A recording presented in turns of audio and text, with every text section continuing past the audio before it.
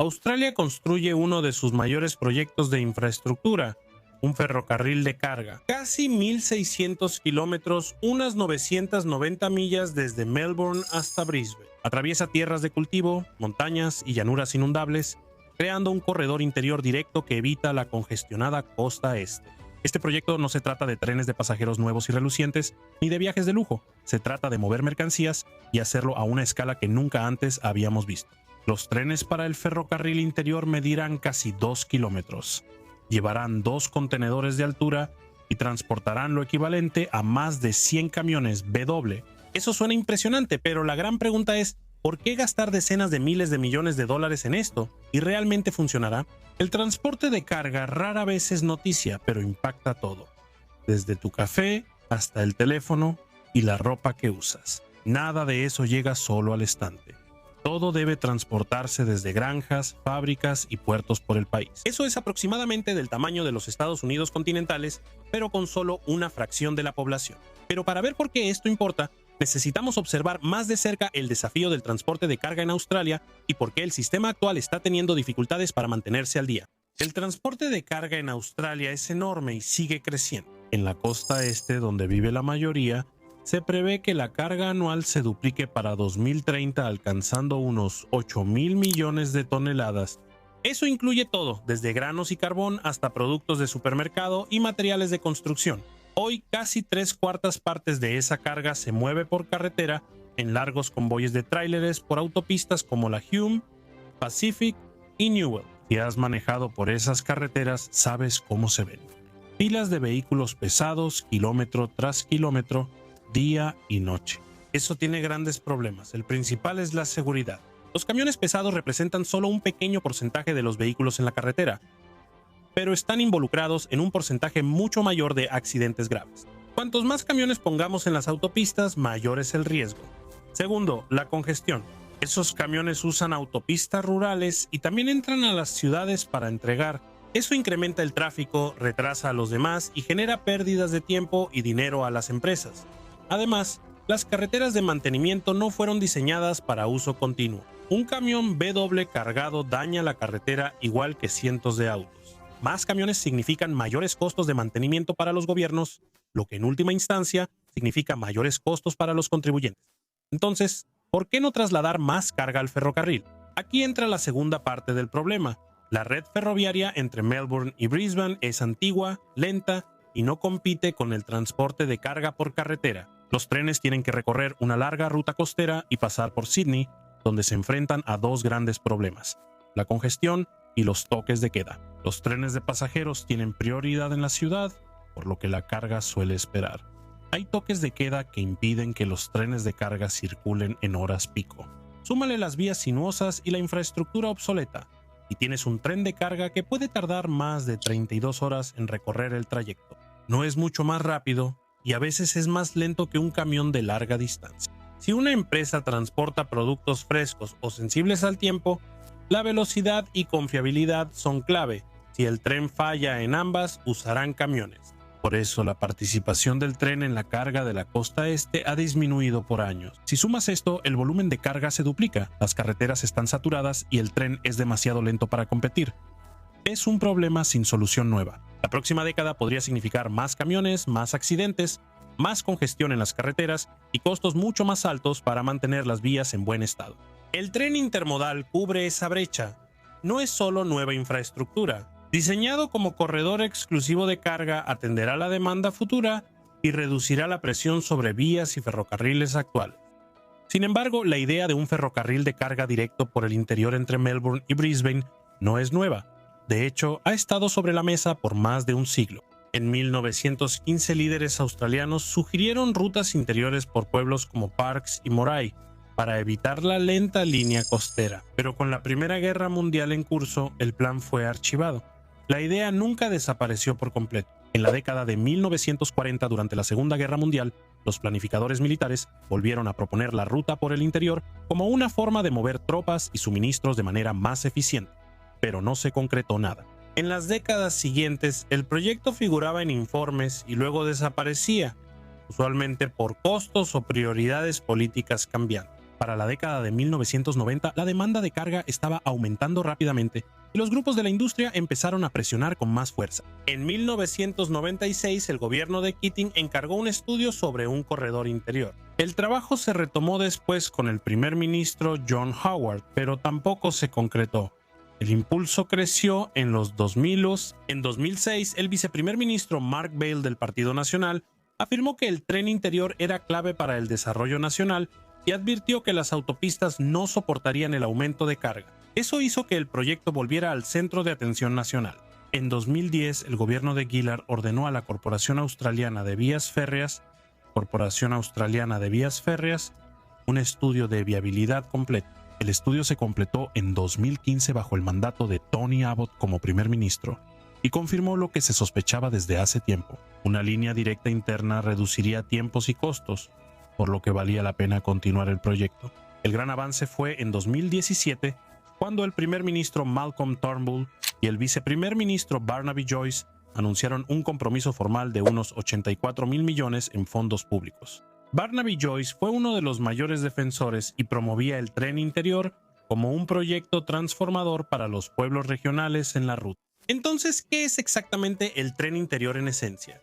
Es una vía ferroviaria de carga que se extiende casi 1,600 kilómetros desde Melbourne hasta Brisbane. El detalle crucial es la ruta. En lugar de seguir la concurrida costa este y pasar por Sydney, se adentra por el interior, atravesando regiones de Victoria, Nueva Gales del Sur y Queensland. El diseño es distinto al de la línea anterior. No solo se reparan las vías con mejoras menores. El tren interior está diseñado para carga moderna de alta capacidad, permitiendo trenes más largos, cargas mayores y mayor velocidad. Los trenes de la línea medirán hasta 18 kilómetros, casi como 18 campos de fútbol en fila. Y a diferencia del sistema actual, el tren interior está siendo construido para transportar contenedores apilados doblemente, 2 contenedores en cada vagón, uno encima del otro. Puede parecer un cambio pequeño, pero es un gran salto en eficiencia. Ahora, ¿cómo se construye realmente un ferrocarril como este? Cerca de 1,000 kilómetros del tren interior son resultado de modernizar líneas existentes. Las cuadrillas elevan puentes, ensanchan túneles y refuerzan vías para soportar trenes más altos y pesados. Los 600 kilómetros restantes serán vías nuevas, construidas sobre campos, llanuras y montañas para conectarlo todo. Al presentarse el proyecto, la cifra era de unos 84,000 millones. Esa cifra ha crecido mucho desde entonces. Más adelante lo discutiremos. Incluso con su precio inicial, era uno de los proyectos de infraestructura más grandes que Australia había intentado.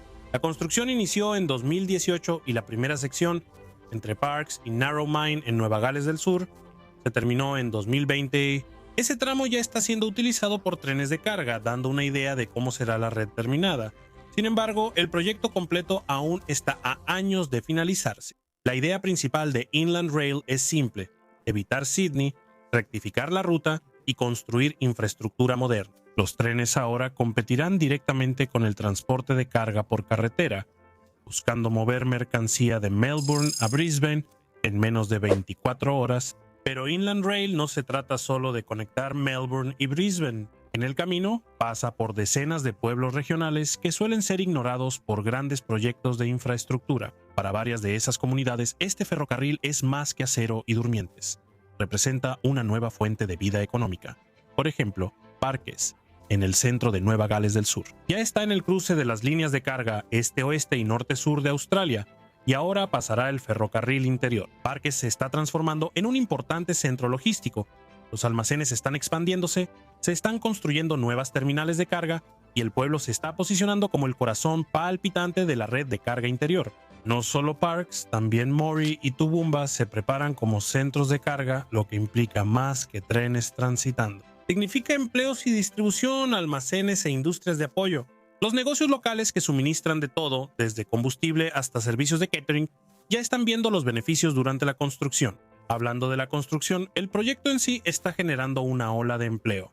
Se estima que habrá alrededor de 16,000 empleos durante la edificación. Incluye ingenieros, operadores, topógrafos y contratistas en 3 estados. El gobierno ha promovido que la mayor parte del gasto permanezca local, usando proveedores regionales para materiales y servicios por cientos de millones de dólares. Cuando la línea funcione, habrá empleos permanentes como mantenimiento de vías, operación de terminales y conducción de trenes. No son empleos temporales, sino trabajos que establecen a las familias en pueblos regionales y benefician a la economía en general. Se proyecta que el tren interior agregue alrededor de 16.000 millones al Producto Interno Bruto de Australia durante los próximos 50 años. Ejemplo, un productor de granos en el oeste de Nueva Gales del Sur puede enviar sus cosechas en camión a Newcastle o Sydney por tren interior. Tendrán acceso más rápido al puerto de Brisbane, con más opciones y mejores precios. Ese tipo de eficiencia puede impulsar sectores completos. Y cuando las exportaciones se vuelven más competitivas, los beneficios regresan a la economía nacional. Significa balances comerciales más sólidos, cadenas de suministro resilientes y precios más bajos para los consumidores. Aunque el ferrocarril interior suele llamarse línea de carga, en realidad es más. Es un proyecto de desarrollo regional y económico a la vez. Para los pueblos que se han sentido ignorados, es una oportunidad de ser actores clave en el futuro del transporte de carga en Australia. Pero a pesar de todos los beneficios que promete el ferrocarril interior, el proyecto ha estado plagado de problemas. Algunos problemas son económicos, otros de tiempo y otros de confianza en las comunidades que el ferrocarril servirá. Empecemos por el costo. Cuando se anunció por primera vez, el gobierno lo presentó como un proyecto de 84.000 millones que era ambicioso, pero aún dentro del rango de lo que un megaproyecto podría costar razonablemente. Avancemos unos años y ahora revisiones independientes estiman que la factura final será de más de 31.000 millones, el triple de la cifra original. Ese es uno de los mayores sobrecostos en la historia de la infraestructura australiana.